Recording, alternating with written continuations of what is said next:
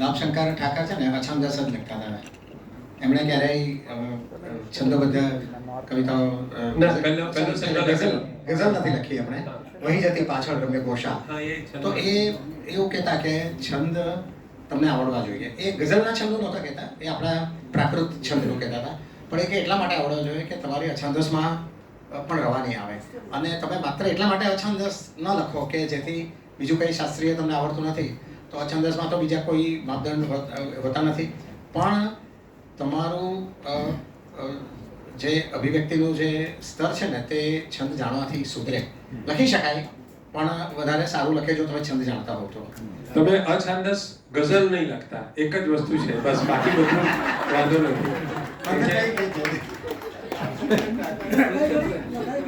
ના લખાય એ જ કહું છું કે નહીં લખતા.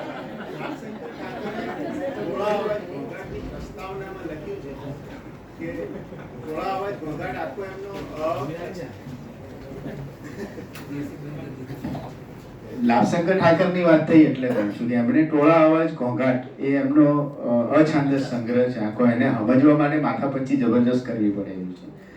એની પ્રસ્તાવનામાં એમણે લખ્યું છે કે આ લખતા પહેલા મેં છંદ શીખ્યા છે, આવું એમણે લખ્યું છે. ટીનુ મોદી એવું કહેતા હતા કે સાયકલ ચલાવવી હોય તો હાથ છોડીને શીખી ના શકાય, પહેલા સાયકલ હાથ પકડીને ચલાવતા શીખવું પડે, ને એ આવડી જાય પછી તમે હાથ છોડીને સાયકલ ચલાવી શકો. બાકી આમ લારી ચલાવવી હોય તો હાથ જોડીને સીધી સીધી લારી ચાલે.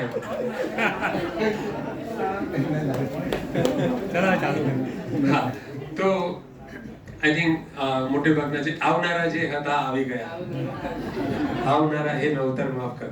તો આવનારા હતા તે ફાવી ગયા. હા, હવે તો થોડી વાત મારી બાકી રહી ગઈ છે, પછી અનુકૂળતા સમયની હશે તો કરીશ. આપણે શેર રચવાની અલગ અલગ પ્રયુક્તિઓ જોતા હતા, પણ એક સરખી વાત થાય કંટાળો આવે એટલે વિષય બદલું છું અત્યારે. ઉર્દુમાં એક ઇસ્લાહની પરંપરા છે. ઇસ્લાહ એના પરથી આપણે સલાહ શબ્દ આવ્યો છે. ઇસ્લાહ એટલે તમે કોઈની પાસે જાઓ અને કોઈ સૂચન કરે એને ઇસ્લાહ કહેવાય. તો અત્યારે તો આપણે છંદ અને આ બધા માટે લેખિત સાહિત્ય ઉપલબ્ધ છે, ત્યારે એવું કંઈ સાહિત્ય ઉપલબ્ધ હતું નહીં. જે ગુરુઓ હતા એમને પણ પોતાને કોઈ લઘુ ગુરુની એવી સમજ એટલી હતી નહીં. ભલે શાસ્ત્ર એની જગ્યા પર હતું, પણ ગુરુઓ ગાઈને જ નક્કી કરતા અથવા પોતાની લયની સમજના આધારે જ નક્કી કરતા કે આ છંદ બરાબર છે કે નહીં. બરાબર, મોટે ભાગની આવી સ્થિતિ હતી. એટલે ગુરુનો મહિમા બહુ હતો, અને એક ગુરુની પાસે 8, 10, 15, 20, 25 શિષ્યો હોય અને કંઈ પણ લખે એટલે ગુરુ પાસે જાય, ગુરુ વાંચે અને જ્યાં ભૂલ હોય ત્યાં ગુરુ સુધારી આપે. તો આને ઇસ્લાહ કહેતા. તો એક ઇસ્લાહ પર આખું પુસ્તક છે. ગોયલીય પ્રકાશન જે આવે છે હિન્દીમાં, એનું એક સરસ આખું પુસ્તક છે કે ઉર્દુ ગઝલમાં ઇસ્લાહનો ઇતિહાસ કોઈએ બહુ મહેનત કરીને ભેગું કર્યું છે. એમાંથી 7 શેરો હું ખાલી લઈને આવ્યો છું, એ હું તને સંભળાવીશ. આતિશ નામના, પછી મુકુલભાઈ આપણે જે કરવું છે કરીએ. આતિશ નામના શાયર હતા. તો આતિશે એમ લખ્યું कि सुना करते थे हम कि पहलू में दिल है, सुना करते थे हम, पहलू એટલે પાછું પડખું, હૃદયના પડખા, છાતીના પડખામાં. सुना करते थे हम कि पहलू में दिल है, जो चीरा तो एक कतराए खून न निकला. હવે આ લઈને એ ગુરુ પાસે ગયા. ગુરુ શું સુધારે છે જુઓ એમના. ગુરુનું નામ છે મુસહફી. બડા સુર સુનતે થે પહેલુ में दिल का. પહેલી લાઈન ખાલી બદલી નાખી. શું હતું? सुना करते थे हम पहलू में दिल है. સુના કરતે એમાં દિલનો અવાજ સંભળાય છે એવો કોઈ સંકેત નથી અને એક અભિવ્યક્તિ બી નથી. બડા શોર સુનતે થે પહેલું મેં દિલ કા. હૃદયનું ધબ ધબ ધબ ધબ બહુ સંભળાતું હતું અમને. બડા શોર સુનતે થે, જો ચીરા તો કતરાએ ખૂના નીકળ્યા. તો આ ઇસ્લાહ છે. તેમાં તમે જોઈ શકો છો કે કવિએ એક શબ્દ ખાલી બદલીને, પહેલી પંક્તિ બદલીને શેરને અસરકારક કરી નાખ્યો. આ હાલી છે એ ગાલિબના શિષ્ય હતા, હાલી. અને એમણે લખ્યું, હવે ગાલિબ તમે જાણો છો દેવાદાર, જુગારી, શરાબી, અને આ ભાઈ છે તે મૌલવી હતા.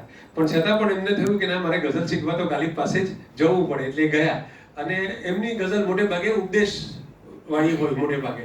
તો હાલી લખે છે, કરે અહેલે દુનિયાના આતિશ મિજાજી. આતિશ આપણે જાણીએ છીએ આતશબાજી. આતિશ મિજાજી એટલે બહુ ફૂટ કરવું, બહુ આમ ધડાકા ભડાકા કરવા. એની વાત કરે છે કે કરે અહેલે દુનિયાના આતિશ મિજાજી ઉન્हें એક દિન ખાક હોના પડેગા. એટલે કે આતિશ અને ખાક, ફટાકડો ફૂટીને પછી છેલ્લે તો એને રાખ જ થવાનું છે. એ વસ્તુ એણે આ શેરમાં લીધી છે. તો એણે લખ્યું કરે દુનિયાવાળા આતિશ મિજાજી ન કરે, કેમ કે એક દિવસ તમારે બધાએ ધૂળમાં મળવાનું છે, ખાકમાં મળવાનું છે. આ વાત હતી. ગાલિબ પાસે આ શેર લઈને ગયા અને ગાલિબે સુધારી આપ્યું, અઝીઝો કહા તક ये आतिश मिजाजी. अजीजो એટલે મિત્રો, दोस्तों अजीजो कहां तक ये आतिश मिजाजी तुम्हें एक दिन खाक होना पड़ेगा. તો આની અંદર જે છે ઉપદેશ આપનાર બોલે છે, આની અંદર મિત્ર બોલે છે, બરાબર. એક બાની બદલાઈ ગઈ અને આ થોડું આમ કંટ્રોલ કરનારું લાગે છે અને આની અંદર કોઈ હળવાશ નથી. જ્યારે ગાલિબ છે તો મિત્ર ખભે હાથ મૂકીને કહેતા હોય એ રીતે કહે છે, અઝીઝો કહા તક ये आतिश मिजाजी. એટલે આતિશ મિજાજી ભલે અત્યાર સુધી કરી તો વાંધો નહીં, કરવા માટે જ હોય, પણ હવે એક દિન ખાક तुम्हें एक दिन खाक होना पड़ेगा. ગાલિબ આવો શેર ના લખે, પણ ગાલિબ હાલીના શેરને કેવો સુધારી શકે છે તમે જુઓ. હાલીનો બીજો એક શેર છે આ જ ગઝલમાં. હુએ હાલીએ પોતે પણ આ લખ્યું છે અને પેલા પુસ્તકમાં પણ છે. હુએ તુમ ન સીધે જવાની में हाली, हुए तुम न सीधे जवानी में हाली, मगर अब बुढ़ापे में होना पड़ेगा. मगर अब बुढ़ापे में होना पड़ेगा. હવે આ લખેલું હતું. હવે આને ગાલિબે કઈ રીતે સુધાર્યું તે જુઓ. હુએ तुम न सीधे जवानी में हाली, मगर अब बुढ़ापे में होना पड़ेगा. હવે પહેલી લીટીઓ તો એની જ રાખી એમણે કે હુએ तुम न सीधे जवानी में हाली, मगर अब मेरी जान होना पड़ेगा. मगर अब मेरी जान. હવે કેટલો ફરક છે જુઓ. મગર અબ બુઢાપે મેં, હવે જવાની આવી ગઈ છે તો પછી તો બુઢાપો જ આવવાનો છે, એટલે આ નકામું છે. મગર અબ એ પણ કામનું નથી. તો ગાલિબ શું કરે છે તે જુઓ તમે. હુએ તુમ ન સીધે જવાની મેં હાલી, મગર અબ તો રાખ્યું છે, મગર અબ મેરી જાન હોના પડેગા. અહીંયા પાછી દોસ્તી આવે છે, અહીંયા પાછું સ્વીકાર આવે છે કે જવાની સુધી જે કંઈ કર્યું એનો વાંધો નથી. એટલે પાસ્ટને કે તમે જે કંઈ કરો છો એનો અસ્વીકાર કરીને ભવિષ્યમાં બદલાવવું, એના કરતાં જે કર્યું એનો સ્વીકાર કરીને બદલાવવું એ વધારે સરળ હોય છે. તો આ વાત આટલા મોટા કવિઓ જાણતા હોય છે, એટલા માટે એક જે સૂર છે એ સૂર ગઝલનો બદલાઈ જાય છે. આ છે એ મૌલવીની ગઝલ છે અને આ શાયરની ગઝલ છે. હફીઝ જૌનપુરી કહે છે, એનો શેર છે, પોતે બહુ મોટા શાયર હતા પણ એમના ઉસ્તાદ અમીર મીરાઈ હતા. તો એની પાસે આ શેર લઈને ગયા કે बैठ जाता हूँ जहाँ छाँव घनी होती है, कुछ अजब चीज गरीबुल वतनी होती है. ગરીબુલ વતન એટલે જે વતન છોડીને ગયેલા છે એવા, વતન વગરના, વતન વિહોણા અથવા વતનથી વિખૂટા પડેલા. તો કહે છે કે હું કલ્પના કરો કે મસ્કતમાં, દુબઈમાં, સાઉદીમાં કોઈ માણસ આપણો કામ કરવા ગયો છે અને ત્યાં વેરાન વિસ્તારમાં એક ઝાડ જોવે અને એનું પોતાનું ગામ યાદ આવી જાય અને બેસી જાય. એનો સરસ મજાનો શેર છે કે બેઠ જાતા હું જહાં છાંવ ઘની હોતી હૈ, કુછ અજબ ચીજ ગરીબુલ વતની હોતી હૈ. આમાં એક જ શબ્દ એમના ગુરુ બદલે છે. બેઠ જાતા હું જહાં છાંવ ઘની હોતી હૈ, હાય ક્યા ચીજ ગરીબુલ વતની હોતી હૈ. તો આ હાય ક્યા ચીજ, કુછ અજબ ના બદલે હાય ક્યા ચીજ ગરીબુલ વતની. આટલો ફેરફાર કરવાથી આખો સૂર બદલાઈ જાય છે ગઝલનો, શેરનો.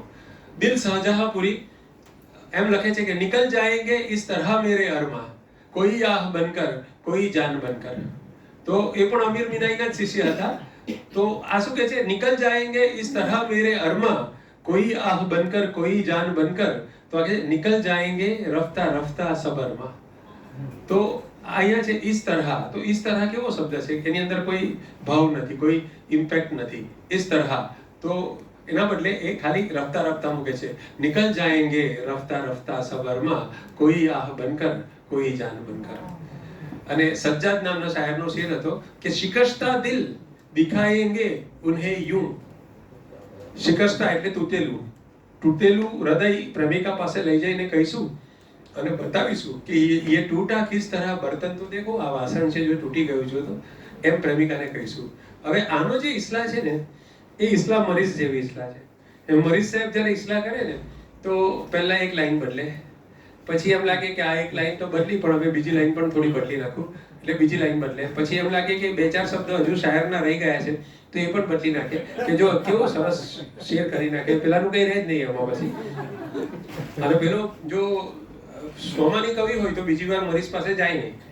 બરાબર, પણ પેલા કવિને જો આવું જ જોઈતું હોય તો બીજી વાર 10-10 રૂપિયા લઈને જાય કે પેલો સુધારી આપો ને સાહેબ, બરાબર. તો આ રીતે 12-15 શાયરોનો ઉદ્ભવ ગુજરાતના ઇતિહાસમાં થયો છે. અત્યારે બી બંધ નથી થયું, ચાલે છે. હા એ મરીઝ ઉપર એક હરિન્દર દવેની ઇસ્લા છે. હા, મારું મરીઝનો શેર છે હતો, મારું સારું બધું સહજ છે મરીઝ, મારું સારું બધું સહજ છે મરીઝ, મેળવેલી આ લાયકાત નથી. મેળવેલી શબ્દ મરીઝે વાપર્યો છે. હવે હરિન્દ્ર દવે એને બદલી નાખે છે, મારું સારું બધું સહજ છે મરીઝ, કેળવેલી આ લાયકાત નથી. અને મેળવેલી ને કેળવેલી, માત્ર આટલું છે. તો મરીઝ પાછા સ્વીકારતા, જ્યાં જ્યાં પણ એમણે બીજાનો સૂચન માન્યું હોય મોટે ભાગે એમણે સ્વીકાર કર્યો છે. એ જાહેરમાં એ દમામ મરીઝે લખેલું અને હરિન્દર દવે સુધારેલું કે જાહેરમાં એ પ્રતિભા, પણ એ દમામ જ વધારે સારું. હા, તો સજ્જાદનો આ શેર છે. હવે એના જે ઉસ્તાદ છે એને એક આખી લાઈન પહેલી બદલી નાખી. તમે આ જો, શિકસ્તા દિલ દિખાએંગે ઉન્હે यूं, આમાં જે કરતા છે એ કવિ પોતે છે. કવિ પોતે તૂટેલું દિલ લઈને જશે અને એને કહેશે. એના બદલે દાદ દહેલવી આમ કહે છે કે मेरा दिल तोड़ के कहते हैं उल्टा, આખો બોજ પ્રેમિકા પર નાખી દીધો. मेरा दिल तोड़ के कहते हैं उल्टा, ये टूटा किस तरह बर्तन तो देखो. એટલે આ વધારે સારો શેર, અલબત્ત તો વધારે સારો શેર છે, પણ હવે આ શેર આમનો નહીં રહ્યો, આ આમનો થઈ ગયો. मेरा दिल तोड़ के कहते हैं उल्टा, ये टूटा किस तरह बर्तन तो देखो. એટલે આ બહુ ભેદી પ્રવૃત્તિ છે ઇસ્લાહ કરવી. ઇસ્લાહ કરવામાં ક્યાં અટકવું, બહુ મન થાય. કોઈ જરાક નબળો શેર જોઈએ, આપણને ખબર પડે કે આમ કરવાથી આ સુધરી જશે, પણ એ કરવું કેટલા અંશે યોગ્ય છે એક પ્રશ્ન છે. કેમ કે એમાં બંને વસ્તુ, એક તો શાયરનું પોતાનું સ્વમાન પણ ધીરે ધીરે નબળું પડે. ગુરુ પાસે જાય એક પ્રકારની પંગુતા આવે કે મારા ગુરુ વગર મારા શેર સારા થતા નથી. તો આ ઇસ્લાહ મુકુલભાઈ શ્રેષ્ઠ ગુરુ છે એ રીતે. એ મારા જીવનની મેં 10 ગઝલ એમને પહેલા બતાવેલી. એટલે એ અગાઉ જે કચરો લખેલો છે એને હું ગઝલ ગણતો નથી, પણ એમની પાસેથી ગઝલ શીખ્યા પછી મેં 10 ગઝલ મેં મુકુલભાઈને બતાવી. પછી જે દિવસે હું 11મી ગઝલ લઈને ગયો ત્યારે એમણે કીધું કે રહીશ, હવે તને ઇસ્લાહની જરૂર નથી, હવે તારે મને ઇસ્લામ માટે ગઝલ બતાવવાની નથી. હવે તો ઇસ્લાહ કરવા માંડ્યો. એટલે આવું સેમ એમણે મારી જોડે કર્યું. હા, એટલે એક કવિને આપણે છે ને, જેમ તમે ચકલીનો માળો કે કબૂતરનો કે કોઈ માળો જોયો હોય તો તમને ખબર હશે કે બચ્ચું જરાક મોટું થાય, પાંખ ફડફડાવે, પણ એને બીક લાગતી હોય કે હું ઉડી શકીશ કે કેમ. તો તે વખતે એ ચકલી એની માતા છે એને ધક્કો મારે છે. ધક્કો મારે છે કે જેથી એ ઉડી શકે, કે હિંમત આવે, પડે પણ પાંખ ફડફડાવવા માંડે એટલે ઉડતા આવડી જાય. તો આ રીતે શિષ્યને એક સમય પછી છોડી દેવો પડે ગુરુઓએ. તમારા ગુરુને આ ખબર ના હોય કે શિષ્યને જો છોડી દેવો પડે તો તમારે એ સમજીને છૂટી જવું પડે. અલમ નામના શાયર છે, છેલ્લું જ છે કદાચ. રખી તુમસે ઉમ્મીદે મહેરબાની, રખી તુમસે ઉમ્મીદે મહેરબાની, મુझे अपने पे गुस्सा आ रहा है. મને મારા પર ગુસ્સો, મેં તારા પર કર્યો એમ. મહેરબાનીની આશા રાખી. હવે આ શેરને સીમા બકબરાબાદી સુધારે છે. ઉમ્મીદે મહેરબાની ઓર તુમસે, ઉમ્મીદે મહેરબાની ઓર તુમસે, મુझे अपने पे गुस्सा आ रहा. એટલે નાનકડો ફેરફાર છે, પણ શેર કઈ રીતે સુધરી જાય છે એ આપણને ખ્યાલ આવે છે. તો હવે મુકુલભાઈ, આપણે તમે હાથમાં લો સૂત્ર.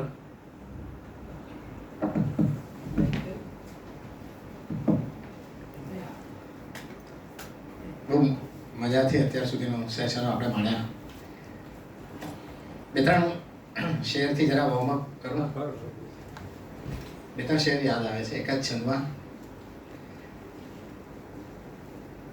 ઉમરે દરાજ मान के लाया था 4 दिन. અમુક કાલાતીત જે શેરો છે એમાંનો એક શેર છે કે ઉમરે દરાજ मान के लाया था 4 दिन, लाए थे 4 दिन, दो बहादुर सा सफर, 2 आरज़ू में कट गए, 2 इंतजार में. તો થોડા કાલાતીત શેરો. એક જવાહર બક્ષીનો મને યાદ આવે છે આ જ છંદમાં કે હું દિગ્વિજય કરીને પ્રવેશ્યો નગરમહી, હું દિગ્વિજય કરીને પ્રવેશ્યો નગર મહી, ગલીઓ ફરી વળ્યો ને મને ઘર મળ્યું નહીં. તો શેરિયત કેવી ચીજ છે એ આમાંથી પ્રતિપાદિત થાય છે. તો આપણે એક કામ કરીએ છીએ આજે, જે લાસ્ટ સેશનમાં વિનોદભાઈએ કર્યું હતું તે હું ને રહીશ મળીને કરીએ. આપણે સાથે મળીને એક સમૂહમાં 4-5 શેરો લખીએ. તમારામાંથી જ કોઈ એક શબ્દ આપો, એ શબ્દમાંથી આ બધા કવિઓ છે, આપણે એમાંથી મિસરો બનાવીએ, મિસરામાંથી આપણે શેર બનાવીએ, ને પછી રહીશ એમાં ઇસલા કરે અને મુકુલભાઈ સુપર ઇસ્લા કરે. એમ કરીને આપણે એક ગઝલ રચીએ, અહીંયા સમૂહ ગઝલ બનાવીએ. અને જેમ ગુફ્તગુ, એકચ્યુઅલી ગુફ્તગુ સ્થપાયેલોમાં ભલે હું કમનસીબે નિમિત્ત બન્યો, પણ કોઈ દિવસ 4:30ના સેશનમાં જઈ ન શક્યો.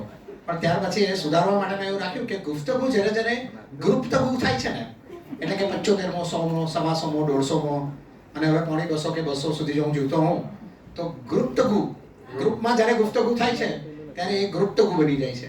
તો આવા ગ્રુપતગુના તમામ શોમાં હાજર રહેવાનું. એટલે પેલા જે 25 આગલા ગુફ્તગુમાં નહીં રહેવાયા એનું સાટું તો આ સાટું વાળવાના ભાગરૂપે અહીંયા છું. અને આપણે એક શબ્દ આપણે તમારામાંથી જ ગઝલ લખીએ કે જે ગઝલ આપણા સૌની ગઝલ બને. કોઈ બી એક શબ્દ, ક્યાંકથી પણ કોઈ બી એક શબ્દ આપો બેન. હા બેન, તૈયાર છે. ડગર. ડગર, એક મિનિટ લખી દઉં છું. એક મિનિટ. ડગર. ચલો રહીશભાઈ લખે. નગર કે છે રહીશ. નગર બી રાખો. નગર. હા. નગર અને ડગર ઉપર મેં એક મજા કરી દઉં છું કે મેં, ઉમેશભાઈ તમે એક શબ્દ આપજો બીજો પછી. પછી એક શબ્દ આપો, પણ વચ્ચે આ નગર ને ડગર બંને આવ્યા ને એટલે એક જમાનામાં મેં કબર કાવ્યો લખેલા, જેમાં બધા હયાત મોટા કવિ શાયરો જો ગુજરી જાય તો એમને કયા કબ્રસ્તાનમાં ધારો કે દાટવામાં આવે, ત્યાં આગળ જે પેલો એપિટેફ લખાય કબરની બાજુમાં, પેલું કે ભાઈ તકતી લખાય, સદગત બહુ સારા હતા ને વગેરે વગેરે. તો ત્યાં શું લખવાનું, એમાં રાજેન્દ્ર શુક્લ, મારા પરમ આદરણીય વડીલ કવિ, એમની જો કબર હોય તો ત્યાં શું લખાય, એમાં મેં આ બેનો પ્રયોગ કરેલો. એમની એક બહુ સરસ ગઝલ છે, ગઝલ તેહાલ ગાઓ પ્રિયજન, એમના મોઢે સાંભળવા જેવી છે. તો મેં આવું લખેલું કે નગર ડગર કે કબર કશાનો ફરક હવે ના સહેજે સાજણ, મરે ન કોઈ શ્રોતા સજ્જન, ગઝલ તેહાલ ગાઓ પ્રિયજન. તો આ મરે કે મળે? મરે. કારણ કે રાજેન્દ્ર શુક્લને બી ટેવ હતી 60 ગઝલ એક સાથે 60, 70, 80 ગઝલ કરે. તમે જો ક્યાં તો એમને રોકો, ક્યાં ગુજરી જાઓ, ત્યાં સુધી બોલે. એટલા માટે લખ્યું.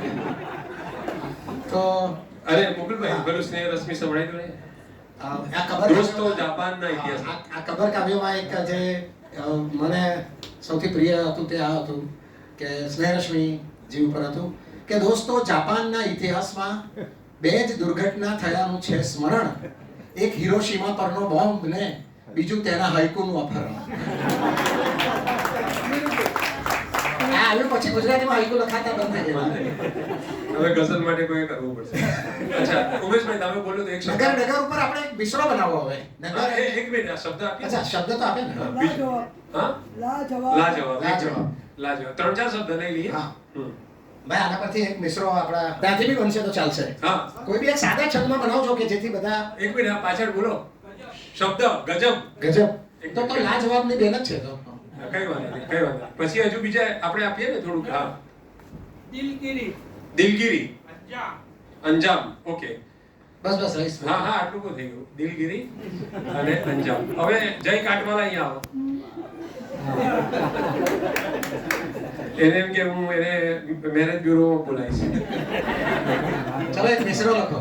આમાંથી આ બધા નહીં, પણ આમાંથી થોડાક શબ્દ આવે. 2-3 મિશ્રા બનાવો, પછી આપણે એને ગીરો લગાડીને પહેલા એક તો કરો, આપણે આગળ વધીએ ધીરે ધીરે. એક કરો, એક મિશ્રો બનાવો. એક મિશ્રો બનાવો. છંદ તમારી પસંદગી, બાકી બધું તમારી પસંદ. ચલો એક બીજા બી એ તો કરીએ કે એ આમ હું એક મિશ્રો બનાવો નથી. ઊંઘતા જ જરા છું.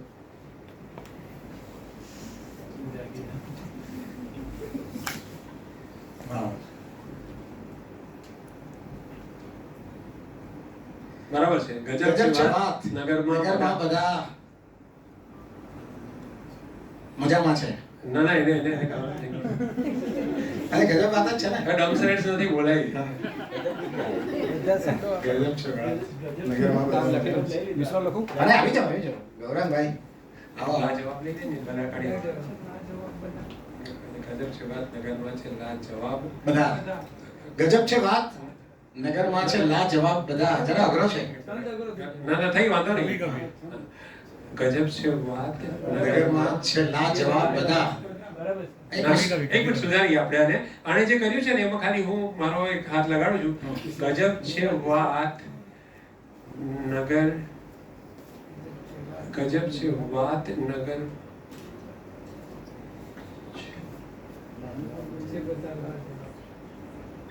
ગજબ રહીશ હું બનાવી દઉં આના પર. હા બની ગયું ગજબ છે ગજબ છે વાત નગરમાં છે લા જવાબ બધા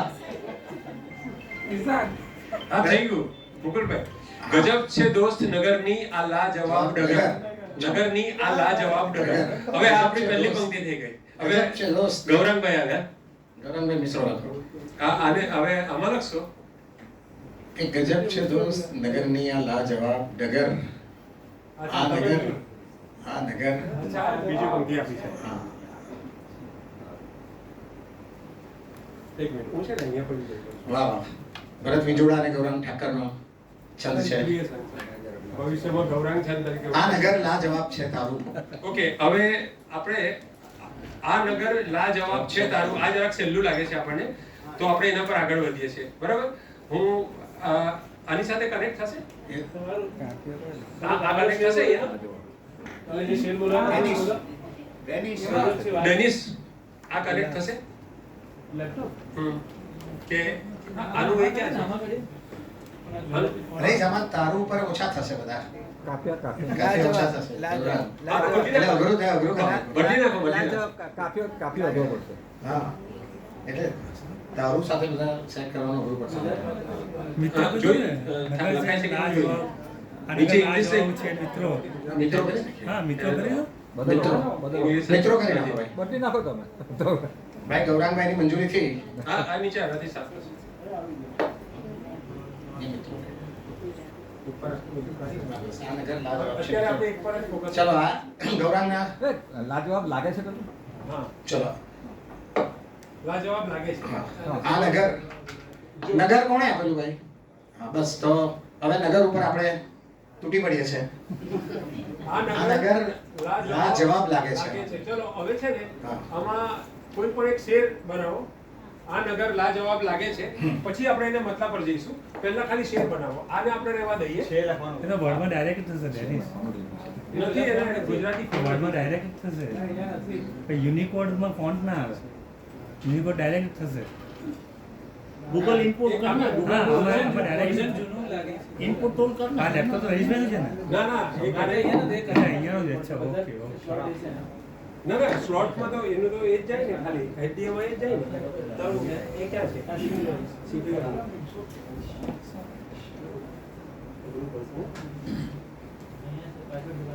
ચલો કઈ નહીં આના પરથી મિશ્રા તો બનાવો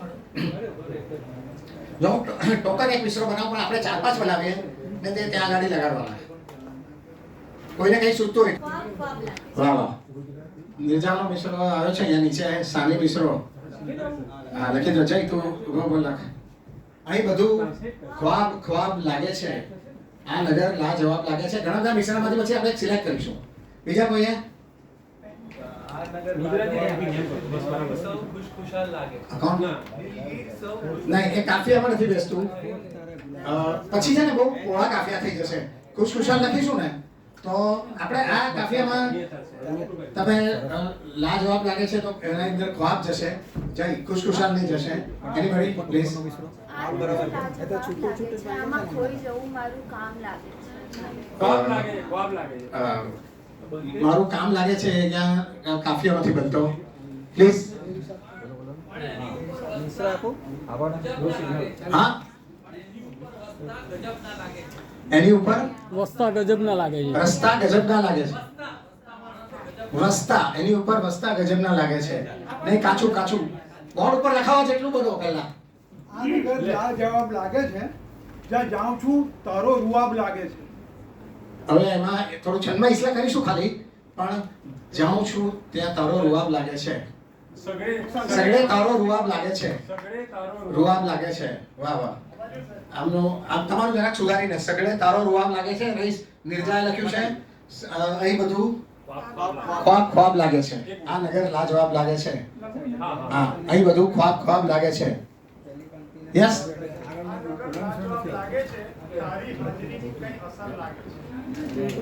નહીં આપણે કાફિયા નથી બેસતા પ્લીઝ.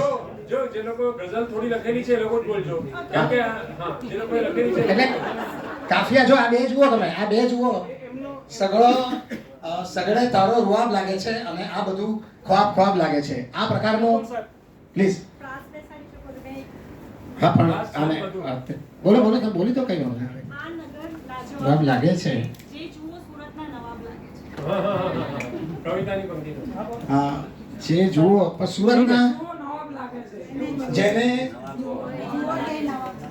જેને જોશો જેને જોશો નવાબ લાગે છે. ચાલો તમારું અડધું એપ્રુવ. એક મિનિટ, હવે આ બધામાં આપણે આગળ જેને મળીએ નવાબ લાગે છે. જેને ભાઈ જેને રહીશ જેને મળીએ જેને નવાબ જેને મળીએ વિવેક ઇસ્લામ જેને મળીએ નવાબ લાગે છે. વાહ વાહ, ચાલો આ બરાબર છે, આટલું બરાબર છે. તમારે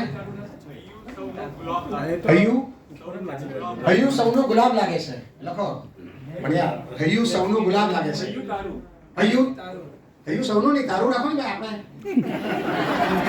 એક પત્ની તો માનો ને, ये भी लुहारी છે માણસ હેન્ડસમ છે એટલે સૌનું કે ચાલે. ये भी મળીએ બરાબર. આ નગર તો આવી ગયું, ઉપર આ નગર આવી ગયું, પછી નીચે આ નગર નહીં જવાનું. બધે વાર આ નગર. તારું ગુલાબ હોય જુદી કિતાબ પણ ના હોય જુદું મુખપૃષ્ઠ પણ જુદી કિતાબ લાગે છે. આપણે એક જ મિશ્રો લખવાનો છે. આ એક મિશ્રો છે જ. આ નગર લાજવાબ લાગે છે. ગૌરાંગભાઈનો મિશ્ર છે. હા, સાવ જુદી કિતાબ લાગે છે. દરેકની સાવ જોઈ નહીં. બસ સાવ જુદી કિતાબ લાગે છે. છંદમાં આવી ગયું આટલું. તારા રૂપનો જવાબ લાગે છે. તારા રૂપનો વધારે છે ને, તારા હા, તારા રૂપનો જવાબ લાગે છે. છૂટછાટ સાથે છૂટછાટ સાથે લખો. ભાઈ ગુરુવર્ય છૂટછાટ ના પાડે છે. છૂટછાટની છૂટ નથી. ચલો ઉપર હવે આમાંથી સિલેક્ટ કરવાનું છે. ના હવે આમ નહીં, હવે શેર બનાવો. શેર બનાવો. આ બધાના શેર બનાવો. ચલો આ 5 છે. આ નગર લાજવાબ લાગે છે. ઉપરની ગીરા સગડે તારો રૂઆબ લાગે છે. અહીં બધું ખ્વાબ ખ્વાબ લાગે છે. જેને મળીએ જવાબ લાગે છે. અને હૈયું તારું ગુલાબ લાગે છે. આ હવે છે ને આપણે એક પછી એક જઈએ. હું અહીંયા લખું છું, તમને વંચાશે. જેને મળીએ નવાબ લાગે છે.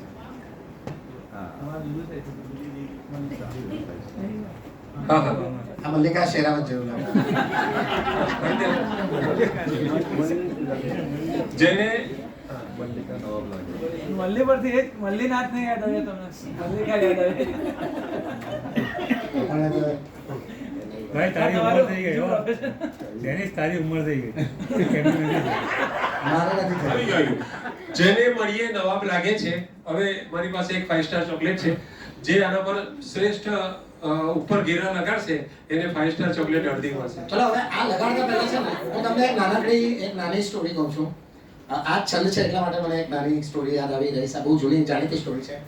પણ લખનઉ ને દિલ્હીમાં એક જમાનામાં એવું હતું કે લખનઉના શાયરો દિલ્હીના શાયરોને આવી રીતે એક પંક્તિ મોકલે અને એ લોકો એક પંક્તિ બીજી લગાડીને પાછી મોકલવાની.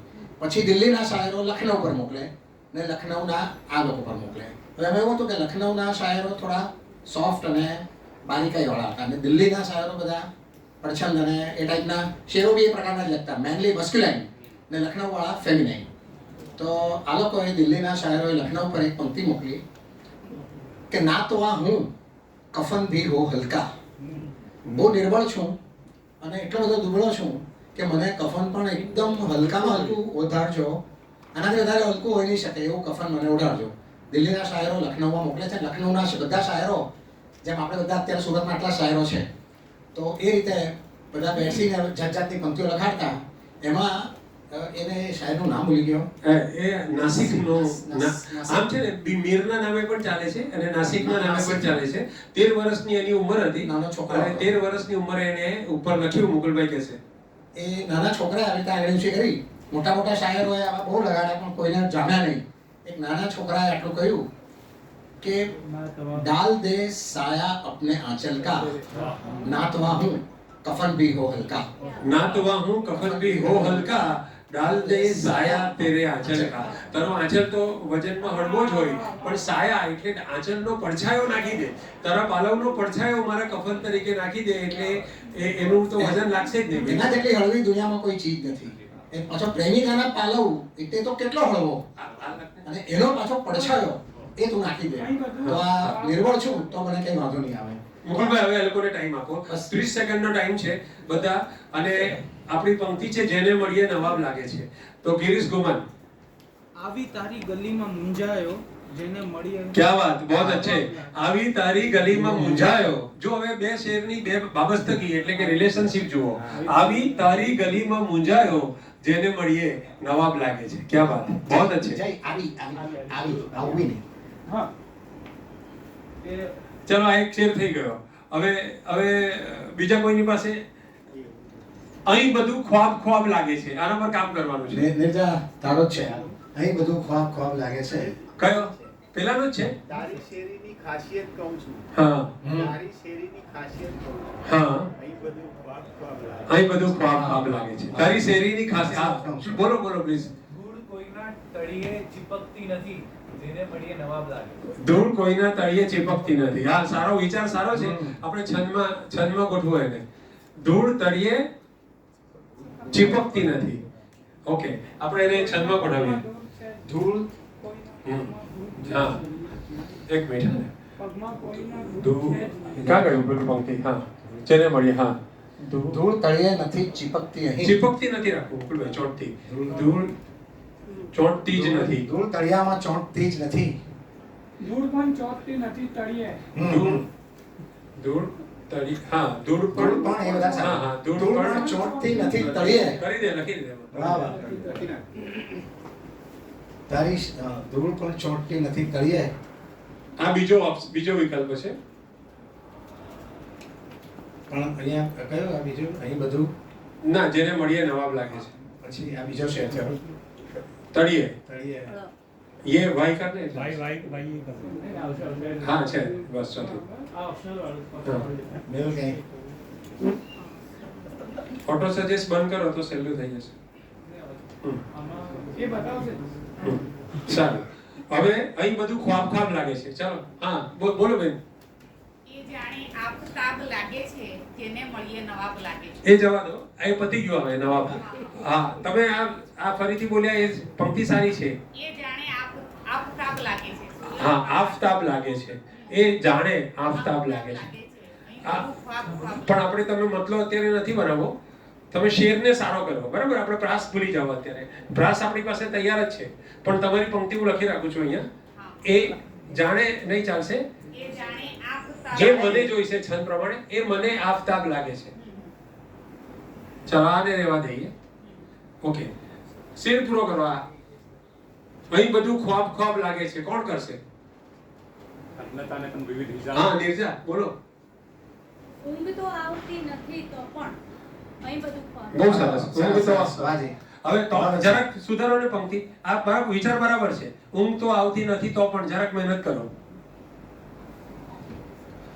લખો, ઊંઘ તો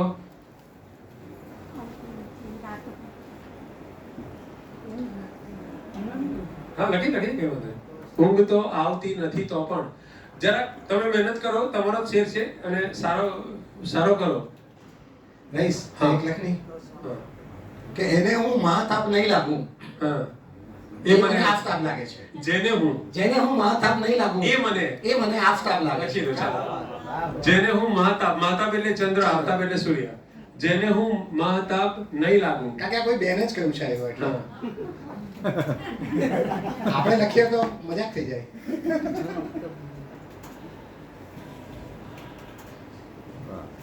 એ મને આફતાબ લાગે છે ભાઈ. એ મને આફતાબ લાગે છે. હા, એ મને આફતાબ લાગે છે.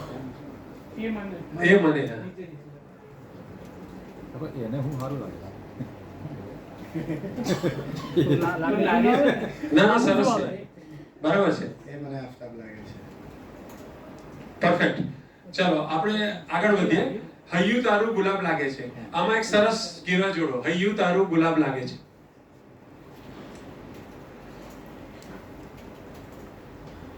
ભલે એને કર કંટક જેવા છે. કોણ બોલ્યું? ભલે ને કર કંટક જેવા છે. પણ હૈયું તારું ગુલાબ લાગે છે. હા. એટલે તો આલિંગન અમે તારે ભલે ચોલાઈ જાય છે પણ અંદરથી તો તું પ્રેમ જ કરવા માંગતી હતી એમ. આપણે કઈ બીજું જોઈએ. હા, બગીચામાં ક્યાં જવાની જરૂર છે? બગીચામાં ક્યાં જવાની જરૂર છે? ના,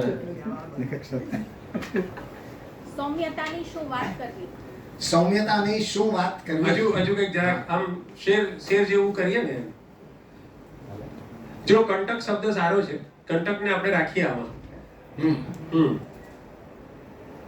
કંટક શેમાં હોય? વાણીમાં છે, શેમાં છે? વિચારો જરા. જીભ પર છે. હા, વિચારો. બોલો બોલો, પંક્તિ બનાવો ફટાફટ. હા, બોલો. વાણી તારી કંટક લાગે છે, પણ આ વાણી તારી અને કંટક બરાબર, તારું તો નીચે છે જ, એટલે વાણી અને કંટક બે શબ્દ પકડી રાખીએ. આગળ વધો. વાણી કંટક. ભલે ને જીભ તારી કંટક પણ હૈયું તારું ગુલાબ લાગે છે. વાણી રાખીએ, જીભ એકદમ કંટક વાળી છે. લોકોને કલ્પના આવશે જીભ પરથી કાંટા. વાણી તારી ભલે હો કંટક પણ. વાણી, હવે એને પણ જરાક પોએટિક કરીએ. વાણી કંટક. હવે વાણીમાં શું છે? કંટકો હોય. કેમ રીતે? બોલો બોલો આગળ. હા, બોલો.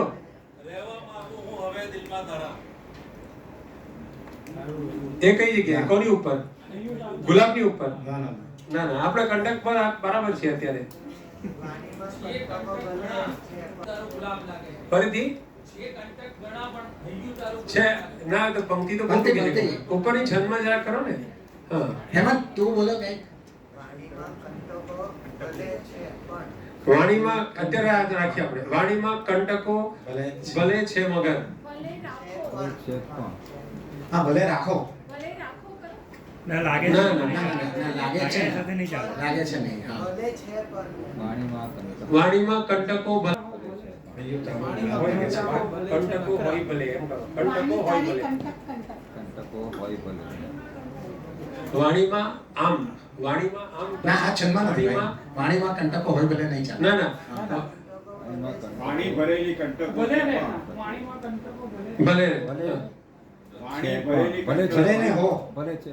ચાલો, ચાલશે. વાણીમાં કંટકો ભલે રહેતા હૈયું તારું ગુલાબ લાગે છે. ચાલ, સરસ છે. આગળ વધો. હવે આ ગુપ્તકો માટેનો છે.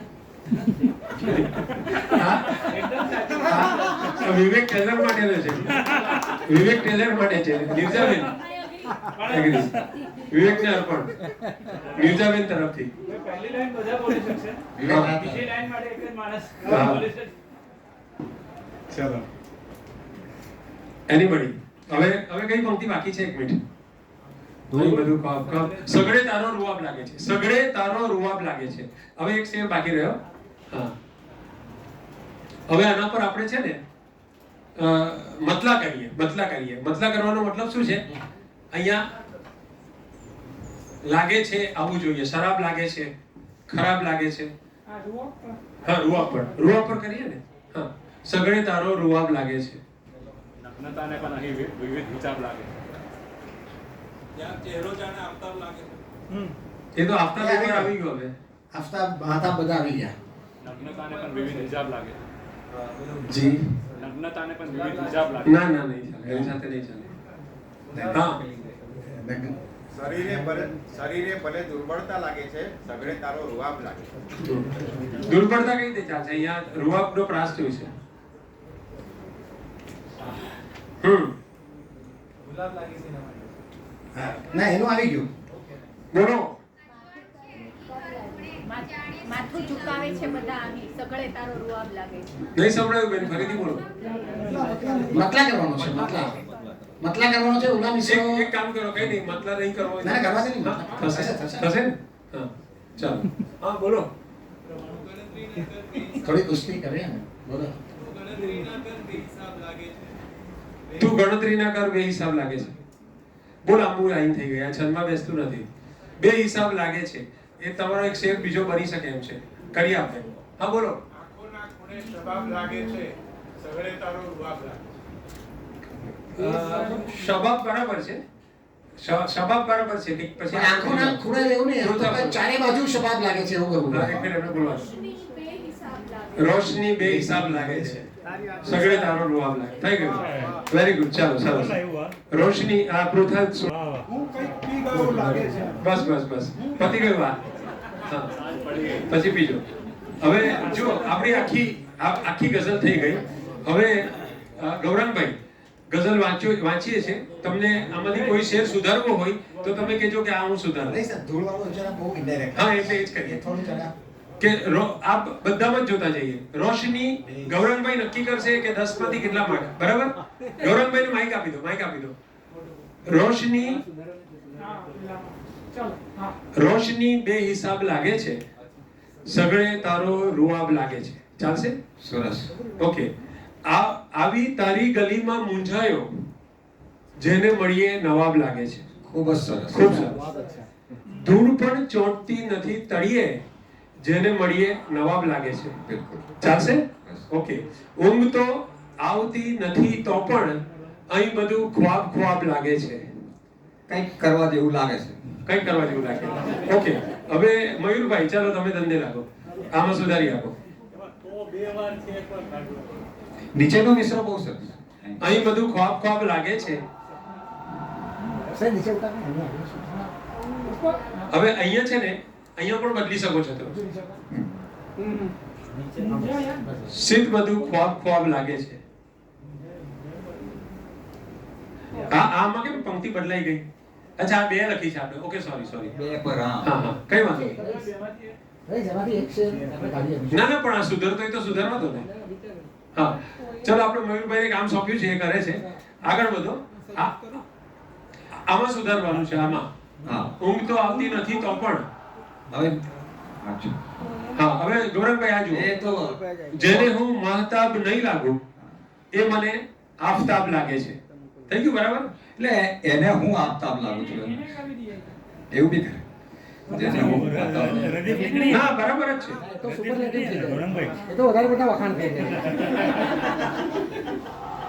અહીંયા એમ કરાય, એને હું જો પુરુષ તરફથી કરવી હોય તો હા, જેને હું આફતાબ લાગુ છું એ મને મહતાબ લાગે છે. એમ પણ કરાય. પણ આ જે છે તે સારું. આગળ. હા આ તો બેસ્ટ છે. વાણીમાં કંટકો ભલે રહેતા હૈયું તારું ગુલાબ. તો આપણે હવે આમાં કઈ ઇસ્લામની જરૂર દેખાતી નથી. એક શેર એક ઈતાએ જલી આમાં કે આપણે નવાબ ઉપર બબે શેર નથી રાખવા, એટલે એમાં એક શેર આપણે સ્પેર કરી દઈએ અને એક નવાબનો નવો હા એક નવો શેર કરીએ. હા ના ધૂળ વાળો જવા દે, ગલીવાળો રહેવા દો. ગલીવાળો રહેવા દે. હા હા હવે એક પેલું શબાબ હતું, પછી હા બોલો ને ગિરીશ. હા આવો. ઊંઘ થોડીક પણ નથી આવી. તો અહીંયા છે ને બીજી રીતમાં કેમ જોઈશે. જાગૃતિ કેવી છે કે જાગીને જનાબ એ બધું પાપ પાપ લાગે. ના રહીશભાઈ હા આમ છે ને આ બરાબર જ છે, ખાલી આને ફોર્મેટ કરવાનું છે. વિચાર બરાબર જ છે. ઊંઘ નથી કાઢવું, નથી આવતી એ પણ નથી કાઢવું, ખોપ પણ રહેવા દેવું છે. ઊંઘ આવી નથી જરા પણ.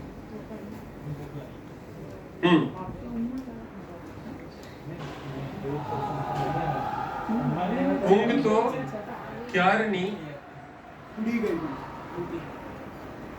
નથી આવી. ઊંઘ તો રાતભર નથી આવી. ઊંઘ તો રાતભર નથી આવી. પછી આ છે ને એકર ખ્વાબ લાગે છે. તો એ જગ નહીં ચાલે. શું આ બધું તો જોઈશે જ. ઊંઘ તો ક્યાં એક સંબંધ જ ખૂટે છે. હા અહીંયા એક મિનિટ અહીંયા કરીએ. એક મિનિટ. હા ઊંઘ આવી નથી જરાય છતાં. તો મેં જોયું ખ્વાબ લાગે છે. ના પતી ગયું ના બધું. ઊંઘ તો જો ઊંઘ આવી નથી જરાય છતાં આ બધું ખ્વાબ લાગે છે. કરી દો. ના ના ના ના ના આવીને ચાલી ગઈ તો ખ્વાબ આવે ને. તું આ કરી દે, બરાબર છે. ઊંઘ આવી નથી જરાય છતાં. ઊંઘ આવી નથી જરાય જરાય અચ્છા, જરાક, હા, એટલે હજુ આમાં સહેજ મેં જોયું ખ્વાબ લાગે છે. અહીં બધું ખ્વાબ ખ્વાબ લાગે છે. આ બરાબર છે. એટલે આમ ઇક્વેશન બરાબર છે પણ હજુ આમ થોડું શરીયત. હા, એટલે હવે આમાં તો આટલું જ થાય. આટલામાં આટલું જ થાય. ઓકે, તો આઈ થિંક આપણે આ પ્રયોગ પૂરો કરીએ. એક વાર જોરદાર તાળી આ બધા જેમણે સહયોગ આપ્યો. હવે આગળ વધીએ આપણે. સ્લાઇડ. શું કહો છો? આ ગઝલ આપણે પ્રગટ કરીશું, તેમાં 110 સર્જકોના નામ આવશે.